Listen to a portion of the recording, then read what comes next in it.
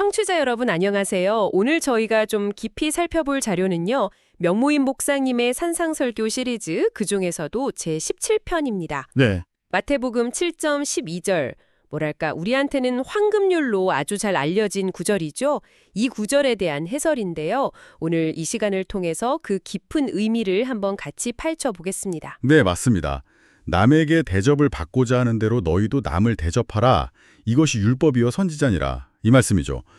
이게 그냥 단순히 윤리적인 어떤 지침, 이 정도로 생각하기 식은데요. 네, 그렇죠. 보통 그렇게 생각하죠. 사실은 이게 기독교 신앙의 어떤 핵심, 그리고 우리 성도들의 삶의 원리를 보여주는 굉장히 중요한 말씀입니다. 그냥 단순히 착하게 살자는 권고 이상인 거죠. 바로 그 지점인데요. 이 설교에서 보면 이 구절 시작에 그러므로라고 번역된 부분 있잖아요. 네네. 여기에 좀 의문을 제기하시더라고요. 그 헬라어 원문 파스라는 단어가 이게 접속사가 아니라 모든, 전부 이런 뜻의 형용사다. 그래서 맞습니다. 모든 것에서 남에게 대접받고자 하는 대로 너희도 남을 대접하라. 이렇게 읽는 게 더 정확하다는 거죠. 이게 어떤 차이를 만드는 건가요? 이게 아주 중요한 차이를 만들죠. 만약에 그러므로라고 이걸 보면요. 바로 그 앞에 나오는 기도응답 약속, 7장 7절에서 11절 말씀이요. 아, 구하라, 찾으라, 두드리라 그거요. 네, 그거요. 그거에 대한 결론처럼 보기가 쉬워요. 그런데 모든 것에서라고 보면 이 구절이 그냥 앞 구절의 결론이 아니라 산상설교 전체의 가르침을 다 아우르는 그런 핵심 원리가 되는 거죠. 그리고 또 뒤에 이어지는 경고들 있잖아요.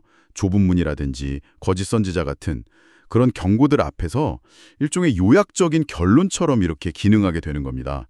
그러니까 산상설교의 좀 더 큰 그림 안에서 이 구절을 봐야 된다는 거죠. 아, 그렇군요. 그러니까 단순히 기도하면 주시니까 너희도 베풀어라 이런 식의 직접적인 인과관계가 아니라는 거네요. 그렇죠. 그보다는 산상설교 전체에서 제시된 그 하나님 나라 백성의 삶, 그 삶 전체에 걸쳐서 적용되는 원리다. 이렇게 보는 게 더 맞다는 겁니다. 예전에 그 공자가 말했던 기소불용 물시여인, 내가 원하지 않는 바를 남에게 행하지 말라. 이건 좀 소극적인 형제잖아요. 네, 소극적이죠. 근데 예수님 말씀은 훨씬 더 적극적이기도 하고요. 먼저 대접하라는 거니까요. 맞습니다. 거기다 더 나아가서 이것이 율법이요 선지자니라. 이 부분이 중요해요. 이건 예수님께서 마태복음 5장에서 이미 말씀하셨듯이 율법과 선지자를 폐하러 온 게 아니라 완성하러 오셨다. 그리고 서기관과 바리새인의 의보다 더 나은 의를 우리에게 이제 선물로 주셨다. 이 사실과 딱 연결이 되는 겁니다. 아, 그 더 나은 의요. 네.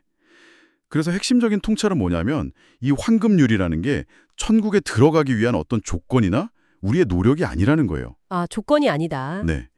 이미 그 더 나은 의를 선물로 받은 천국 백성이기 때문에 자연스럽게 나타나는 삶의 방식이다. 이겁니다. 그러니까 행위가 구원의 원인이 아니라 구원의 결과인 거죠. 아, 행위가 결과다. 그럼 이 먼저 대접하는 삶의 어떤 동력, 힘은 어디서 나오는 걸까요? 솔직히 인간적인 노력이나 도덕적인 수양만으로는 좀 한계가 있잖아요. 그렇죠. 한계가 명확하죠.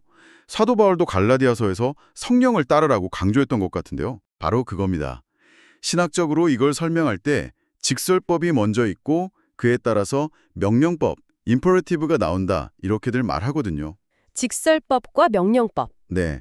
예를 들면 당신은 하나님의 자녀입니다. 이게 직설법, 선언이죠. 이게 먼저 있기 때문에 그러니까 자녀답게 사십시오라는 명령법, 요구가 따르는 것과 같아요. 아하. 마찬가지로 우리가 그리스도 안에서 이미 새로운 피조물, 고 5.17이 되었다는 그 사실, 이게 직설법이죠. 이게 근거가 돼서 남을 먼저 대접하라 하는 이 명령법적인 삶이 가능해지고 또 마땅해진다, 이런 논리입니다. 이게 또 예수님이 말씀하신 새 계명의 의미이기도 하고요. 그렇군요. 존재가 먼저 변했기 때문에 행동의 변화로 이어진다는 말씀인데, 근데 설교에서는 그 프랑스의 신학자 자크 엘률이라는 분의 경고도 언급을 하더라고요. 기계적 연대라는 표현이 나왔는데 이게 좀 생소하거든요. 어떤 의미죠? 네, 자크 엘률. 중요한 지적인데요. 그가 경고한 건 뭐냐면 이 사랑의 실천이라는 게 진심 어린 관계나 어떤 성령의 인도하심 없이 그냥 마치 기업에서 캠페인하듯이 효율성, 조직력, 구호만 앞세우는 식으로 변질될 수 있다는 거예요. 이걸 기계적 연대라고 표현한 거죠. 아, 마음은 빠지고 형식만 남는 거요? 그렇죠. 관계는 없고 그냥 조직만 남는 거죠.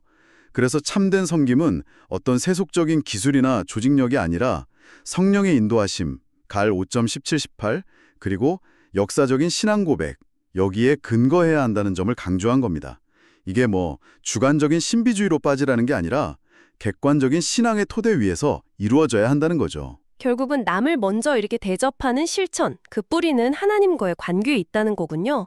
아, 예수님께서도 가장 큰 계명이 뭐냐고 물었을 때 먼저 하나님 사랑, 그리고 그 다음에 이웃 사랑을 말씀하셨잖아요. 네, 정확합니다.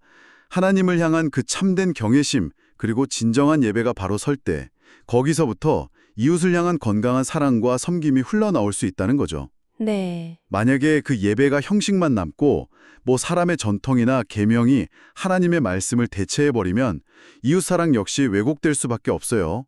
형제와 화목하지 않은 상태에서 드리는 예물은 하나님이 받지 않는다는 그 경고, 마오.23, 4도 다 같은 맥락에서 이해할 수 있습니다. 그런데 이웃사랑 이야기와 더불어서 설교에서는 순종하지 않을 때의 결과, 그러니까 심판이나 지옥의 실제성에 대한 경고도 상당히 비중 있게 다루더라고요. 네, 그렇죠. 심지어 이탈리아 시인 단테 알리기에리의 신곡 라 디비나 쿠메디아까지 인용하면서요. 이 부분의 황금률하고는 또 어떻게 연결이 되는 걸까요? 산상설교를 보면요.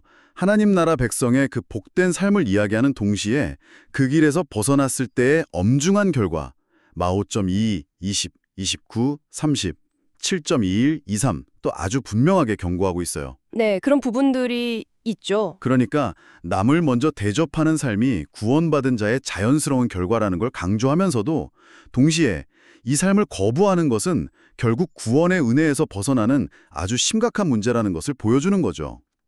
지옥의 실제성, 히 9.27을 우리가 인식하는 것은 죄를 멀리하고 은혜 안에서 경건하게 살아가도록 돕는 중요한 동기가 됩니다. 물론 뭐 단테의 묘사는 문학적인 상상력이 가미된 거지만 그 경고 자체의 무게는 성경적인 거죠. 물명무일 묵사님의 설교 해설을 통해서 이 황금률, 마태복음 7장 12절의 의미를 아주 깊이 있게 파헤쳐본 것 같습니다.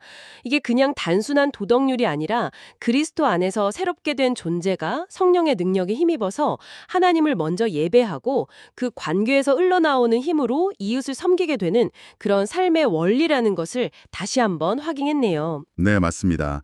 결국 남을 먼저 대접하는 삶이라는 건 구원받은 자 그리고 참된 예배자의 삶에서 나타나는 열매이자 증거인 셈이죠.